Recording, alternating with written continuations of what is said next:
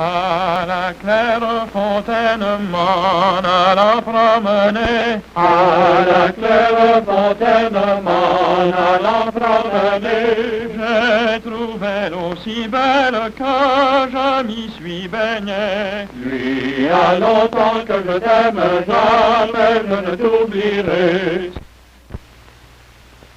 The Indians built their canoes from things of the forest.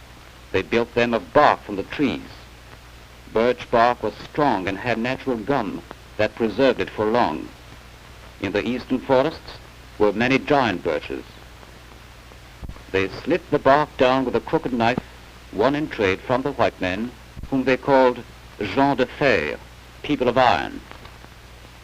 They pried it loose with a wedge of bark.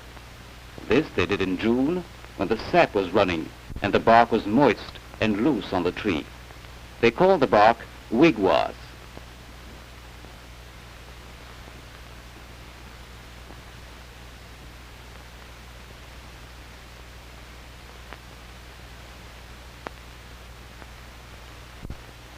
The craft has been handed down to the sons of Mat Bernard, an Algonquin chief who still knows the secret of building as the ancient Indians built.